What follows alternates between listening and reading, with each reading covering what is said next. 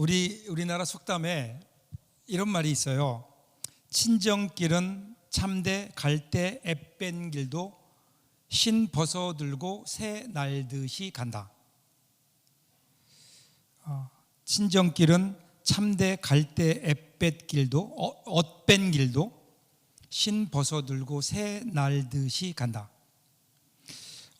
여러분, 지금이야 세상이 달라져서 친정에 가는 거는 마음만 먹으면 얼마든지 갈 수 있죠. 시대가 바뀌어서 요즘은 왜 이렇게 시댁이 멀어 보이는지 모르겠어요. 시댁 가기가 어렵지 친정 가는 길은 쉬워요. 그런데 지금부터 한 50여 년 전만 해도 그렇지 않았거든요. 예전에는 달랐어요. 딸을 시집 보내면서 그 집 귀신이 되라, 이 말을 덕담처럼 하던 시절, 고된 시집살이를 하던 중에 모처럼 친정을 갈 수 있는 기회가 생겼어요. 얼마나 기뻤을까요? 사랑하는 부모님, 또 형제들, 그리고 어릴 적 추억이 있는 친구들, 그 길을 가는 그 여인의 발걸음을 묘사하고 있는 거죠. 친정으로 가는 길, 아마도 가장 가볍고 즐거운 길이 아니었을까. 참대와 갈대밭을 지나려면 신을 오히려 단단히 신어야 되거든요. 그래야 발을 베지 않아요. 그런데 얼마나 마음이 급한지, 얼마나 마음이 들떴는지 발이야 베든 말든 신을 벗어들고 맨발로 그 길을 새가 날듯 간다. 친정을 찾는 여인의 그 기쁨이 눈물겹게 표현되어 있는 말이 아닐까 생각해요. 가는 길은 멀어요. 가는 길이 만만치 않아요. 참대밭도 지나야 되고 갈대숲도 지나야 되는 그러한 험한 길이지만 그래도 힘있게 새 날듯이 기쁨으로 달려갈 수 있는 이유는 뭘까요? 그 길이 친정 가는 길이기 때문에, 사랑하는 사람들을 만나는, 그리운 사람들이 있는 곳을 향해 가는 길이기 때문에 새 날듯이 간다는 거예요. 오늘 한 해를 시작하는 여러분의 발걸음은 어떤가요? 발걸음이 무겁게 느껴지지는 않나요? 올 한 해를 또 어떻게 살아내야 될까? 사람들의 말에 의하면 올 한 해도 만만치 않다는데, 작년보다 더 어려운 한 해가 될 거라는데, 내가 봐도 올 한 해 동안 내 앞에 쌓여진 일들이 이렇게 많은데, 그런데 어떻게 이 문제들을 해결하고 살아갈까? 올 한 해를 어떻게 살아갈까? 이러한 문제들을 생각하면 우리의 발걸음이 무거워지죠. 발걸음이 느려지죠. 그런데 올해 우리의 발걸음이 비록 어려운 길이지만 참대길을, 대밭을 지나야 되고 갈대숲을 지나야 되는 험한 곳이지만 그러나 친정을 가는 길이기 때문에 기쁨으로 걸어가는 그 발걸음처럼 우리의 발걸음이 가벼우면 얼마나 좋을까요? 올 한 해 동안 저와 여러분의 발걸음이 그런 발걸음이 될 수 있기를 주님의 이름으로 축복합니다. 그런데 축복한다고 말로만 아멘한다고 되는 건 아니고요, 무언가 우리 삶 속에 그러한 달라짐이 있어야 되죠. 오늘 말씀을 통해서 저와 여러분이 하나님께서 우리에게 주시는 그 은혜를 마음속에 깨달을 수 있기를 주님의 이름으로 축복합니다. 자, 우리가 이제부터 1월 한 달 동안은요, 신명기를 읽을 거예요. 신명기. 이 신명기, 여러분, 신자가 무슨 신자인지 아세요? 많은 사람들 보면 귀신 신자 그래요. 하나님 할 때 그 신이라고 생각하는데, 전에 어떤 학생한테 물어봤더니 그 학생이 그러더라고요. 매울신? 그러더라고요. 그것도 일리가 있어요. 하나님 말씀이 맵거든요. 이게 쉽지 않아요. 근데 여기 신자는요, 펼칠 신이에요. 이 펼치다라고 하는 말은 재차, 다시, 반복한다, 되풀이한다, 그런 뜻이에요. 그러니까 지금 이 신명기라는 것은 하나님의 명령을 다시 푸는 기록이라는 거예요. 모세가 그동안 하나님께서 이스라엘 백성들에게 주셨던 약속과 율법이 있어요. 출애굽기, 레위기, 민수기, 이 세 개의 성경에 걸쳐서 하나님이 주셨던 어떤 약속과 그리고 율법들이 있어요. 그 율법들을 모세가 이제 가나안 땅에 들어가기 전에 이스라엘 백성들에게 다시 정리해서 그들에게 이야기하는 거예요. 모세의 설교예요. 그래서 이 신명기는 그래서 처음에 첫 장을 피면요, 모세가 지나온 과거를 회상하는 것으로부터 시작해요. 시내산에서 하나님께서 우리에게 주셨던 그 율법, 그런데 바데스 가네아에서 이스라엘 백성들이 하나님 말씀에 순종하지 않고 가나안 땅에 12청탄꾼을 보냈다가 그곳은 우리가 들어가면 죽습니다. 그래서 돌려서 다시 광야로 나와서 40년 동안 헤매는, 그러다가 이제 그 40년 광야의 삶을 거의 마치고 이제는 마지막 가나안을 바로 눈앞에 둔 시점까지 왔을 그때를 회고하면서 모세가 이렇게 결론 지어요. 바로 오늘 읽었던 우리 23절이죠. 한 절 앞을 보면 22절이에요. 이렇게 얘기해요. 너희는 그들을 두려워하지 말라. 너희의 하나님 여호와께서 친히 너희를 위하여 싸우시리라 하였노라. 이게 결론인 거예요. 그러니까 지금까지 쭉 돌아보니까 하나님께서 지금까지 인도해 주셨다는 거예요. 우리 삶을 우리 힘으로 이긴 게 아니었다라는 거예요. 지금까지 그 어려운 광야 40년 세월을 인도해 주신 하나님, 그 하나님께서 앞으로 남은 우리의 삶도 하나님이 지켜주시고 인도해 주시지 않겠느냐, 이것이 결론인 거예요. 그리고 나서 오늘 본문이 시작돼요. 23절 24절 같이 한번 읽어볼까요? 그때에 내가 여호와께 간구하기를 주 여호와여, 주께서 주의 크심과 주의 권능을 주의 종에게 나타내시기를 시작하였사오니 천지간에 무슨 신이 능히 주의 행하신 일, 곧 주의 큰 능력으로 행하신 일같이 행할 수 있으리까. 그때가 뭐예요? 지금까지 인도해 주신 하나님의 은혜를 생각했더니 마음속에 감사와 찬양이 나올 수밖에 없죠. 그래서 지금 찬양하는 거예요. 하나님, 당신 같은 분이 없습니다. 온 이스라엘 백성들과 함께 하나님, 온 천지에 하나님처럼 우리를 지켜주시고 인도해 주신 분이 어디 있습니까? 찬양으로 시작하는 거예요. 여러분, 올 한 해를 우리가 이렇게 찬양으로 시작할 수 있다면 얼마나 좋을까요? 눈앞에 우리에게 펼쳐질 우리의 삶의 환경만을 보면서 염려하고 걱정하고 근심하고 시작하는 우리의 삶과, 그럼에도 불구하고 우리를 인도하시고 보호하시고 지금까지 보호해 주셨듯이 남은 삶도 우리의 삶이 분명히 만만치 않겠지만, 그러나 그 가운데 함께 하셔서 결국은 우리로 하여금 승리하게 하실 것이다 라는 것을 믿고 찬양하며 시작하는 삶, 분명히 다르지 않을까요? 여러분들은 하나님을 찬양하며 시작하는 믿음이 여러분들에게 있기를 주님의 이름으로 축복합니다. 그러면서 모세 마음속에 이제 그동안 감춰두었던 어떤 열망이 다시 떠오르는 거예요. 그게 뭘까요? 25절을 보세요. 같이 한번 읽겠습니다. 구하옵나니 나를 건너가게 하사 요단 저쪽에 있는 아름다운 땅, 아름다운 산과 레바논을 보게 하옵소서 하되, 자신도 이스라엘 백성들과 함께 요단강을 건너서 요단 서편에 있는 가나안 땅에 들어가게 해달라는 거예요. 이 가나안 땅이 어디일까요? 가나안 땅, 하나님께서 그들의 조상이었던 아브라함과 이삭과 야곱에게 약속해 주셨던 약속의 땅, 젖과 꿀이 흐르는 땅, 그 약속의 땅, 거기를 한번 가보고 싶은 거예요. 하나님께 내비치면서, 하나님, 여기까지 왔는데 이제 저 요단만 건너면 하나님이 약속하신 프라미스 랜드인데, 약속의 땅인데, 하나님 이제 거기에 좀 들어가서 죽더라도 거기서 죽으면 안 되겠습니까? 이런 기도를 하는 거예요.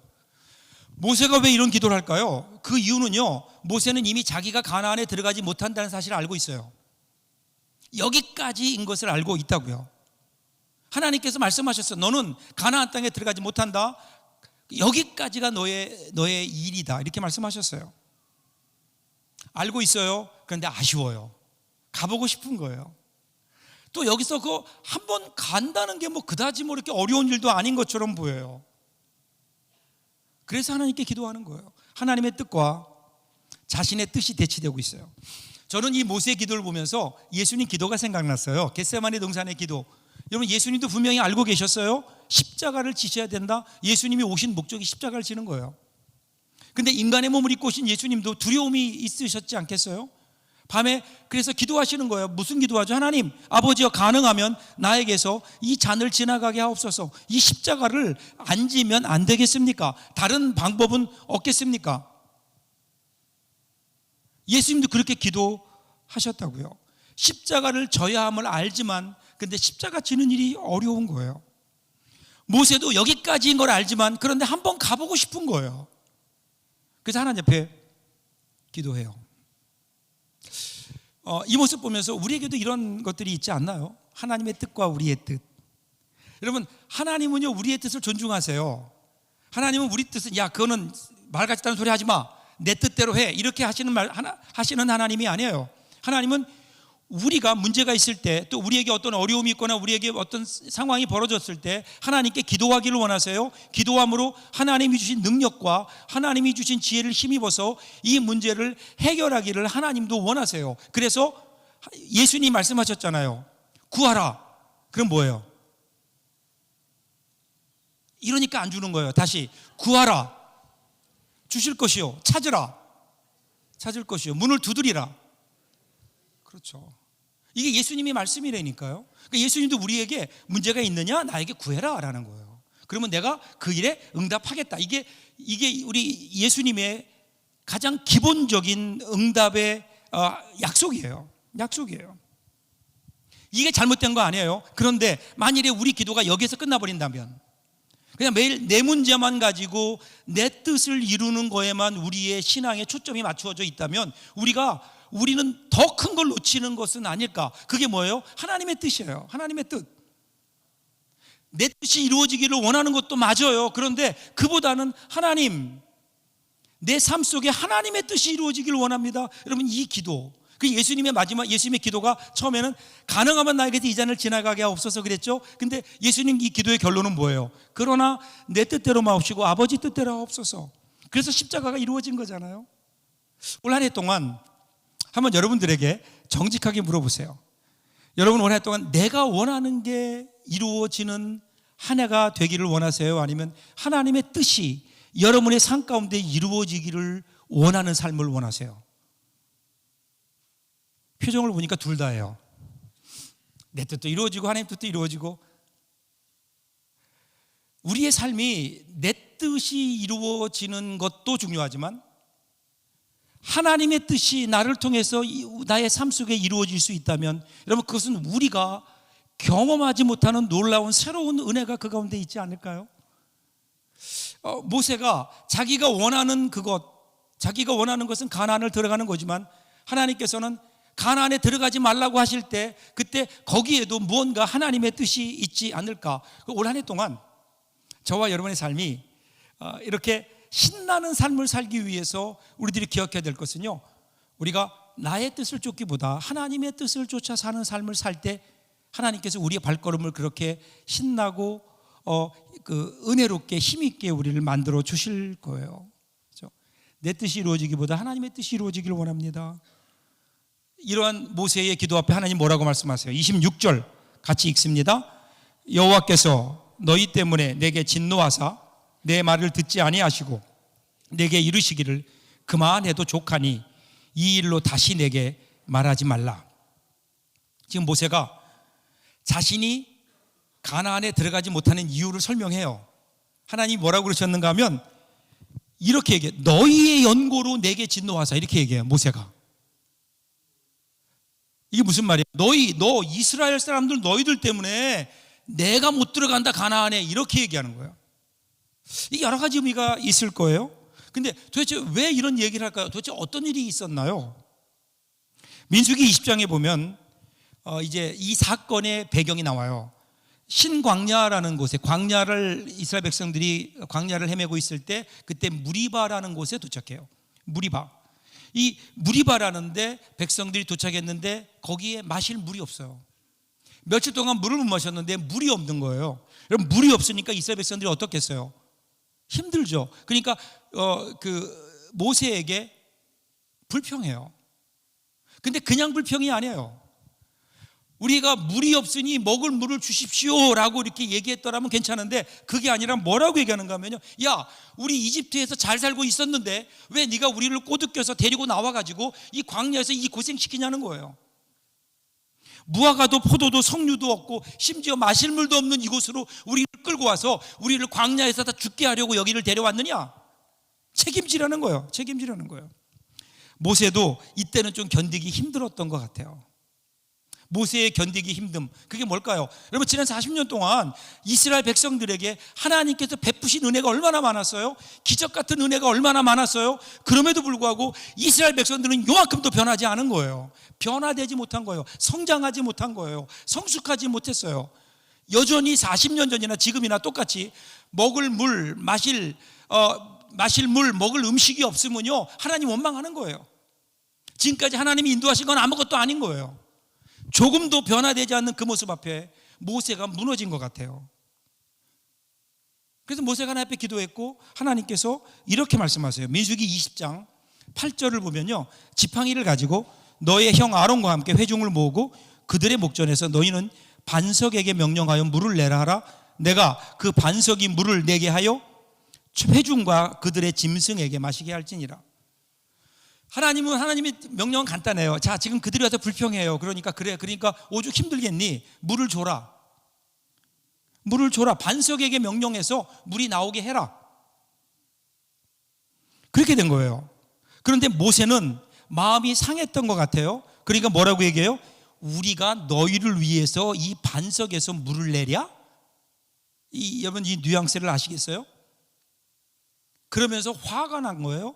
바위를 2번을 자기의 지팡이로 쳤어요. 그랬더니 물이 나왔어요. 물이 나와가지고 사람들과 짐승들이 다 마셔서 갈증이 해소됐어요. 그렇게 문제는 해결된 것처럼 보여요. 그런데 하나님은 아니었어요.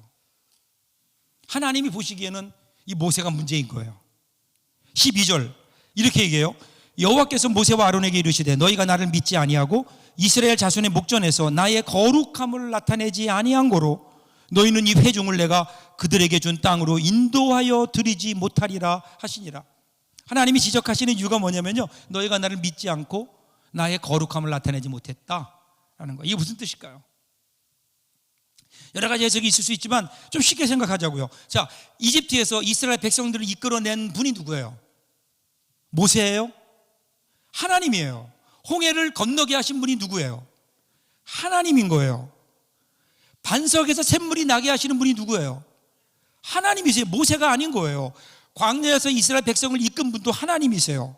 모세는 단지 그 하나님의 음성을 듣고 하나님의 말씀에 순종했을 뿐이에요. 그러면 하나님께서는 모세를 통해서 그 일을 하신 거라고요. 그런데 모세는 이 무리바 사건이 있을 그때 그는 자기가 하나님의 도구라는 사실을 망각했어요. 마치 자기가 그 물을 주는 것처럼. 지금 하나님의 뜻은 뭐예요? 하나님은 그들이 그렇게 불평하더라도 하나님의 자비하심으로 그들을 먹이시는 하나님을 이스라엘 백성들에게 보여주고 싶으신 거예요. 그런데 모세는 그 하나님의 마음은 생각도 안 했어요. 자신의 속에 있는 백성들을 향한 원망과 분노를 그대로 분출한 거예요. 하나님의 뜻은 그게 아니었다고요. 그러니까 모세가 하나님의 뜻대로 이 일을 처리하지 않은 거예요. 그러니까 하나님을 믿지 않았고 하나님의 거룩하심을 그들은 나타내지 못한 거예요. 마치 자기가 그 일을 하는 것처럼. 결국 뭐죠? 화가 나니까 그래, 너희들에게 무슨 소망이 있겠냐? 그냥 이 물이나 먹고 떨어져라. 이렇게 한 거예요. 하나님의 거룩함을 나타내지 못했죠. 그래서 그는 가나안 땅에 들어가지 못하는 거예요. 자기에게 맡겨진 사명 제대로 감당하지 못했어요. 여러분, 우리가 가나안에 들어가면 어떻게 해야 될까요? 간단해요. 하나님 따라가면 돼요. 하나님의 인도하심을 따라가면 돼요. 하나님의 구름기둥 불기둥 따라가면 돼요. 하나님이 요단강으로 들어가라 그러면 들어가면 돼요. 여리고성을 돌아라 그러면 돌면 돼요.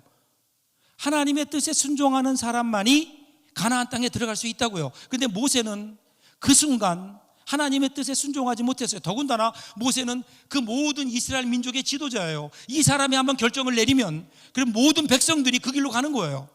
하나님은 이 일을 그냥 넘기지 않으시는 거예요. 그래서 모세에게 말씀하세요. 모세야, 너는 거기까지다. 거기까지다. 만약에 나중에 여러분 생각해 보세요. 모세가 하나님께서 들어주셔서 가나안 땅에 들어갔다고 생각해 보세요. 그럼 어떤 일이 일어날까요? 사람들은요, 하나님은 안 볼 거예요. 모세만 쳐다볼 거예요. 그러면 모세의 마지막 삶은 어땠을까? 기드온처럼 그렇게 되지 않았을까요? 사랑하는 여러분, 거기까지라고요. 사실 처음부터 모세의 사명이 거기까지예요. 출애굽기 3장 10절을 보시면요, 이제 내가 너를 바로에게 보내요. 너에게 내 백성 이스라엘 자손을 애굽에서 인도하여 내게 하리라. 처음에 하나님께서 모세를 부르실 때 하신 약속이에요. 그 약속이 뭐냐면 내 백성 이스라엘 자손을 애굽에서 인도하여 내는 것, 이거예요. 하나님은 처음부터 그렇게 거기까지라고 정하신 거예요. 이 모세의 모습을 보면서 우리는 아무리 위대한 하나님의 사람이다 하더라도 자기에게 맡겨진 사명에 한계가 있어요. 우리가 해야 될 일에 하나님께서는 우리에게 무한정 주시는 것이 아니라 선을 그어준다고요. 선을 넘지 말라는 거예요. 누구에게나 거기까지가 있어요. 거기까지. 이것을 인정하고 자신이 내려올 때가 되면 겸손하게 내려올 수 있는 것이 믿음이에요. 여러분, 얼마나 많은 주의 종들이 정말 일을 열심히 하고 잘했는데 내려올 때를 놓쳐서 어려운 가운데 겪는 경우가 많이 있었나요? 우리가 주위에 많이 보잖아요. 거기까지. 이것을 인정하고 하나님의 뜻에 순종하고, 비록 나는 가나안 땅에 들어가고 싶지만 그러나 하나님이 거기까지, 그러면 거기에 순종하는 것, 이게 믿음 아닐까요? 하나님께서는 그래서 그를 데리고 올라가세요. 그래서 비스가 산꼭대기에 올라가세요. 27절 보세요. 너는 비스가 산꼭대기에 올라가서 눈을 들어 동서남북을 바라고 너의 눈으로 그 땅을 바라보라. 너는 이 요단을 건너지 못할 것임이니라. 하나님이요, 이렇게 말씀하세요. 자, 네가 거기 들어가지 못하지만 구경은 해라. 이게 어떻게 보면 좀 약 올리는 거 아닌가요? 이렇게 들어가지도 못하는데 보기만 해, 그냥 눈으로. 왜 하나님이 이러실까요? 하나님이 모세를 향한 마지막 배려일까요? 가나안 땅을 보여주셨을까요? 이것이 제가 이번 설교를 준비해서 가장 큰 질문이었어요. 왜 하나님이 모세에게 가나안 땅을 보여주셨을까? 제가 그래서 전에 그 생각이 나요. 성지순례를 갔는데 바로 그 자리, 모세가 섰다고 생각되는 그 자리에 제가 한번 서봤어요. 지금도 거기 가면 산꼭대기에 모세 기념교회가 있고 거기에 모세가 바라보았던 그 지점이라고 있어요. 가봐서 이렇게 보니까 거기서 모세가 바라보았던 그 너머의 땅을 바라보았어요. 그랬더니 정말 놀라운 사실은 저의 눈에는 그냥 땅이었어요. 그냥 땅이에요. 별다를 게 없어요. 광야나 가나안이나 그냥 땅이에요. 근데 그 땅이 이렇게 소중한 이유는 뭐예요? 하나님의 약속이 있기 때문에 소중한 거 아니에요? 하나님이 함께 하시니까 그 땅이 소중한 프로미스 랜드가 되는 거 아니에요? 그런데 만약에 그 땅에 하나님이 함께 하시지 않는다면, 하나님의 약속이 없다면 그 땅이나 광야나 다를 게 뭐가 있을까요? 그 땅 자체는 다를 게 없어요. 성경에는 자세히 기록되어 있지 않아요. 그렇지만 모세가 그것을 바라보며 저와 같은 생각을 하지 않았을까 하는 생각을 했어요. 그냥 땅인 거예요. 다를 것이 없는 땅. 뭔가 거기는 특별한 게 있을 줄 알았는데, 그런데 그렇지 않아요. 그냥 땅인 거예요. 그런데 거기에 뭐가 있어요? 하나님이 함께 하심이 있고 하나님의 약속이 있다고요. 여러분, 가나안이 어디예요? 가나안이 어떤 꼭 특정 지역만을 얘기하나요? 아니잖아요. 하나님의 약속이 있는 곳, 하나님이 약속하신 곳, 하나님이 함께 하시는 곳이 여러분 가나안 아닐까요? 만일에 가나안 땅에 들어갔는데 그럼에도 불구하고 하나님이 그곳에 함께 하지 않는다면 그것은 더 이상 가나안이 아닐 거예요. 그런데 비록 광야에 있지만 하나님이 함께 하신다면 여러분 그곳이 진정한 의미의 가나안이 아닐까요? 실제로 가나안에 들어간 이스라엘 백성들이요, 하나님을 잊어버렸어요. 하나님을 떠났어요. 하나님과의 약속을 어겼어요. 하나님의 율법을 지키지 않았어요. 우상 숭배했어요. 그래서 결과적으로 어떻게 됐죠? 하나님이 그 땅을 뺏으세요. 바벨론의 포로로 보내세요. 하나님이 계시지 않는 가나안 땅, 그게 무슨 의미가 있을까요? 모세가 이것을 깨닫지 않았을까? 그러면서 모세에게 이렇게 말씀하세요. 28절 제가 공동 번역으로 읽어볼게요. 너는 여호수아에게 너의 직책을 맡겨라. 그를 격려하며 용기를 넣어주어라. 여호수아야말로 이 백성의 앞장을 서서 내가 보는 땅에 건너가 그들에게 그 땅을 나누어 줄 자이다. 직책을 여호수아에게 넘기래요. 여기까지다. 여호수아가 너의 뒤를 이어 나의 일을 할 것이다. 모세가 이 말씀에 순종해요. 모세가 어떻게 순종할 수 있었을까요? 다시 26절을 한 번 더 볼게요. 26절 같이 읽겠습니다. 여호와께서 너희 때문에 내게 진노하사 내 말을 듣지 아니하시고 내게 이르시기를 그만해도 족하니 이 일로 다시 내게 말하지 말라. 하나님께서 뭐라고 말씀하세요? 야, 그만하면 족하다, 충분하다. 이 표현을 신약에 있는 표현대로 하면 사도 바울에게 주셨던 말씀이에요. 너의 은혜가 너에게 족하다 하는 거예요. 하나님께서 베풀어 주신 그 은혜, 지금까지 베풀어 주신 은혜만으로 해도 충분하다, 족하다. 너는 지금 가나안 땅에 들어가고 싶지만 그거 들어가지 않아도 지금 너의 삶을 보아라. 너는 지금 이미 가나안에 있지 않느냐? 너는 나와 함께 있지 않느냐? 하나님의 약속과 함께 하지 않느냐? 모세가 깨닫는 거예요. 그래서 신명기 1장 31절 앞으로 좀 가시면 모세가 이런 고백을 해요. 광야에서도 너희가 당하였거니와 사람이 자기의 아들을 아는 것 같이 너희 하나님 여호와께서 너희가 걸어온 길에서 너희를 안으사 이곳까지 이르게 하셨느니라. 모세가 지난 날을 돌이켜보면서 지금까지 살아온 삶의 여정을, 광야 여정을 어떻게 뭐라고 표현해요? 하나님께서 아버지가 아들을 아는 것 같이 하나님이 우리를 안고 오셨다는 거예요. 그런데 이스라엘 백성들은 이 이야기를 들으면서 피식 웃었어요. 말도 안 되는 소리라고 일축해버렸어요. 왜 그럴까요? 삶이 만만치 않거든요. 광야 생활이 쉽지 않아요. 여러분 출애굽기 15장을 보시면 물을 구하지 못하는 모세에게 사람들이 원망해요. 그 다음 장 넘어가면 배가 고파서 못 살겠다고 아우성 치는 사람들의 모습이 보입니다. 마실 물이 없으니까 어린아이들은 물을 달라고 울기도 하고요. 짐승들은 지쳐서 쓰러지고요. 이런 상황에서 이스라엘 사람들은 이성을 잃어버려요. 그래서 모세와 아론을 향해 돌을 던지려고 합니다. 기가 막힌 상황이에요. 그뿐인가요? 생각해 보세요. 며칠에 한 번씩 천막을 쳤다 걷었다. 하나님의 그 구름 기둥이 움직이면 그걸 따라가야 되니까 움직이면 그럼 어떻게 해요? 다시 걷어서 따라가고. 언제 끝날지 모르는 여행, 언제 끝날지 모르는 불안정한 생활이 그들의 앞에 놓여 있었다고요. 그러니까 신경이 날카로워지고 여유가 없어지고 분쟁이 그치질 않았어요. 늘 불안하고 힘들고 짜증스러운 그러한 삶이었다고요. 누가 보기에, 이스라엘 백성들이 보기에. 그런데 모세가 보기에는 그렇지 않았다는 거예요. 하나님께서 아들을 품에 안고 오는 것처럼 우리를 안고 오셨다. 이게 이런 모세의 고백인 거예요. 하나님의 품에 안겨서 광야를 지나왔다. 그러기에 하나님의 품에 안겨 있는 모세는 이미 가나안에 있는 거예요. 가나안이 따로 있는 게 아니에요. 가나안에 있는 거예요. 이스라엘 백성들은 가나안을 바라보기만 했지 가나안을 누리지는 못했다고요. 모세는 이미 가나안을 누리고 살고 있는 거예요. 그래서 이스라엘 백성들은 광야에 살기에 원망과 불평을 할 수밖에 없었고, 모세는 하나님 안에 있었기에 이미 가나안을 누리며 은혜와 감사로 하나님 품에 안겨 있음을 그는 감사했잖아요. 오늘 우리는 어떨까요?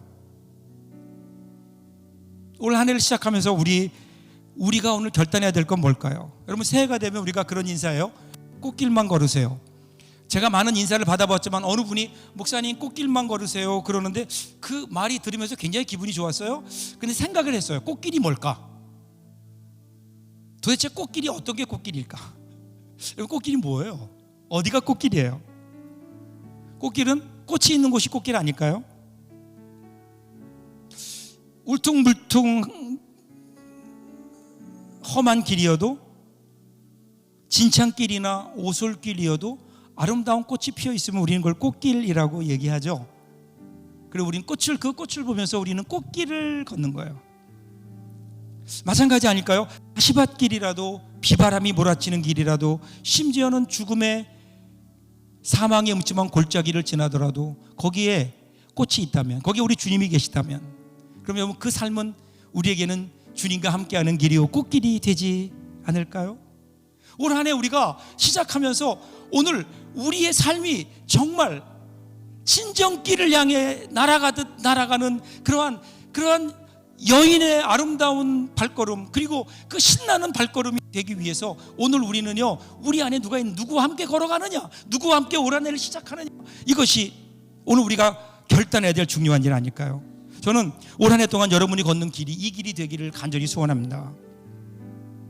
아프리카에 파송된 한 선교사 한 분이 선교 지역을 이렇게 방문하다가 그만 길을 잃어버렸어요. 마침 한 부락을 찾게 되고 부락에서 길을 아는 한 사람을 가이드로 고용을 했어요. 가이드를 따라 이제 그 정글을 빠져나와야 되는 거예요. 근데 이 가이드가 길로 안 가고 자꾸 숲으로만 들어가는 거예요. 불안해졌어요, 이 선교사가. 그래서 이야기했어요. 아니, 왜 길이 아직 나오지 않느냐? 혹시 길을 잃어버린 거 아니냐? 너 대체 길은 제대로 알고 있느냐? 그랬더니 그 가이드가 웃으면서 아주 유명한 얘기를 하죠. 선교사님, 정글에는 길이 없습니다. 내가 길입니다. 내가 가는 곳이 길입니다. 왜 그렇지 않을까요? 올 한 해 여러분 앞에 펼쳐진 2024년도를 한번 보세요. 길이 있나요? 뭔가는 많이 있는 것 같은데 여러분들이 가야 될 길이 보이나요? 길이 있나요? 인생에는 길이 따로 정해진 길이 없잖아요. 우리가 이제 그 길을 걸어가야 되는데, 여러분 어떻게 그 길을 우리들이 걸어갈 수 있을까요? 누구보다도 우리를 잘 아시는, 내가 그 길이요 진리요 생명이라고 말씀하시는 우리 주님과 함께 올 한 해를 시작할 수 있다면, 그분이 인도하는 그 길을 우리가 갈 수 있다면, 여러분 올 한 해 동안 우리의 삶은 분명히 달라지지 않을까요? 내가 걸었던 대로 방황의 삶이 아니라 주님이 인도하시는 가나안의 삶, 그 주님과 함께 올 한 해를 힘있게 출발함으로 하나님이 주시는 놀라운 은혜로 가득 찬 정말 꽃길만을 걸어가는 우리 사랑하는 주의 백성들 될 수 있기를 주님의 이름으로 축복합니다. 기도하겠습니다. 우리 함께 기도